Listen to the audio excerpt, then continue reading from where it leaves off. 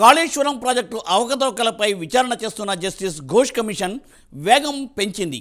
Project నిర్మాణానికి సంబంధించిన అధికారుల విచారణను పూర్తి చేసింది. ప్రాజెక్ట్ నిర్మాణంలో అవకతవకలు నిజంగానే జరిగాయా? పనులు పూర్తి కాకముందే బడ్జెట్ రిలీజ్ చేసేశారా? ప్రభుత్వ పెద్దలతో పాటు అధికారులు నిబంధనలు పాటించలేదా అనే కోణంలో ఐఏఎస్ అధికారులను కమిషన్ విచారించింది. ఐఏఎస్ల విచారణ పూర్తి చేసిన కమిషన్ ఇక కాంట్రాక్ట్ సంస్థల పాత్రపై విచారణ మొదలుపెట్టనుంది. దీనిపై ప్రైమ్ 9 ప్రత్యేక కథనం.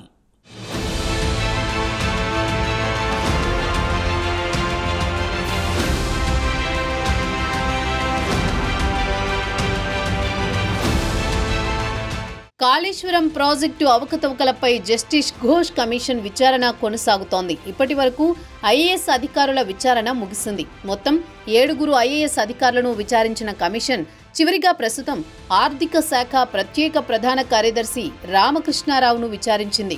జనవరి 21న ఆయన కమిషన్ ముందు హాజరయ్యారు. దాదాపు 2 గంటల పాటు విచారించిన commission Kaleshwaram corporation loans, project డిజైన్లు, బడ్జెట్ కేటాయింపుల అంశాలపై ప్రశ్నించింది. కాళేశ్వరం కార్పొరేషన్ ఏర్పాటు జరిగిన వెంటనే 100 కోట్ల రూపాయల కార్పొరేషన్ ఖాతాలో జమ అయ్యాయని, అంత నిధులను ఎలా సమకూర్చారని కమిషన్ ప్రశ్నించినట్లు తెలుస్తోంది. ప్రభుత్వం బడ్జెట్ నుంచి కార్పొరేషన్కు సమకూర్చినట్లు రామకృష్ణారావు చెప్పినట్టు సమాచారం.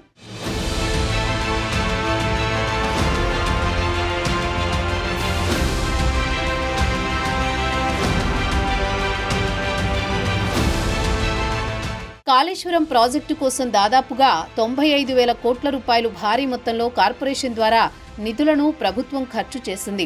దీనికి సంబంధించి రెవెన్యూ జనరేట్ కోసం ఉన్నటువంటి ప్రణాళికలు ఏంటి అని ప్రశ్నించింది కమిషన్. పరిశ్రమలకు నీళ్లు అమ్మి రెవెన్యూ జనరేట్ చేయడమే ప్రాజెక్టు లక్ష్యమని రామకృష్ణారావు సమాధానం చెప్పినట్టు తెలుస్తోంది.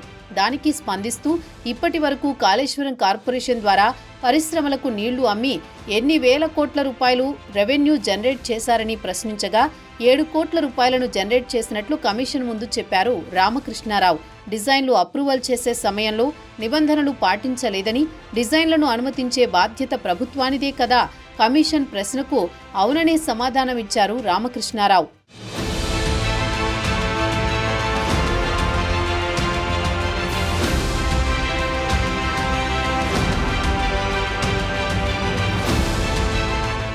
(2016లో ప్రాజెక్టు నిర్మాణం కోసం తీసుకోవాల్సిన నిర్ణయాల అమలుకు కోర్ కమిటీని ఏర్పాటు చేశారని, ఆ కోర్ కమిటీ ఎప్పుడైనా భేటీ అయ్యిందా?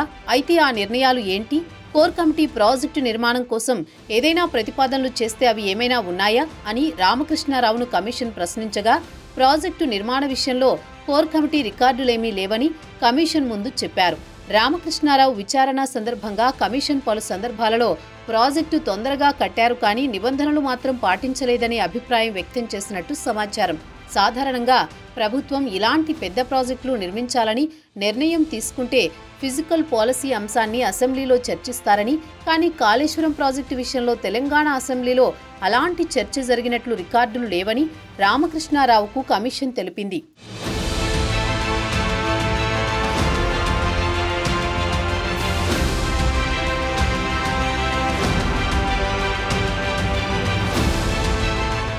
ప్రాజెక్టు నిర్మాణం ఆలోచన బాగున్నప్పటికీ ప్రాజెక్టుకు సంబంధించిన ఫైల్స్ సరైన విధానంలో కేబినెట్ ముందుకు రాలేదనే అభిప్రాయం కమిషన్ వ్యక్తం చేసింది.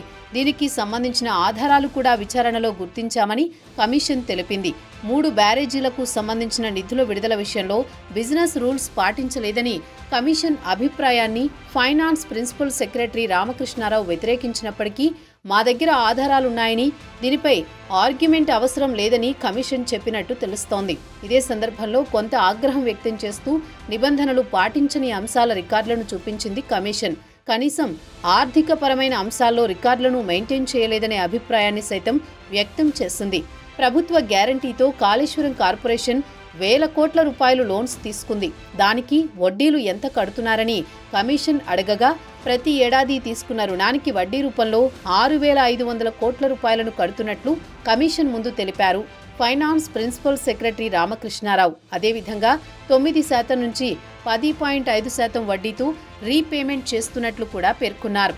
అసలు కింద 7,382 కోట్ల రూపాయలు ఇప్పటి వరకు చెల్లించినట్లు కమిషన్కు రామకృష్ణారావు తెలిపారు.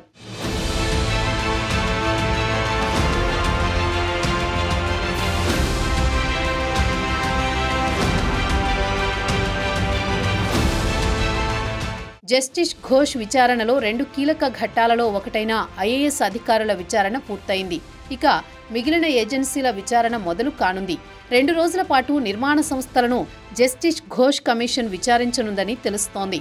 ఏజెన్సీల విచారణ పూర్తయిన తర్వాత ప్రజాప్రతినిధుల విచారణ చేపట్టనుంది. మార్చి చివరి నాటికి విచారణ పూర్తి చేసి ప్రభుత్వానికి ఫైనల్ రిపోర్ట్ ఇచ్చే అవకాశం కనిపిస్తోంది. చూడాలి మరి ఏం జరుగుతుందో.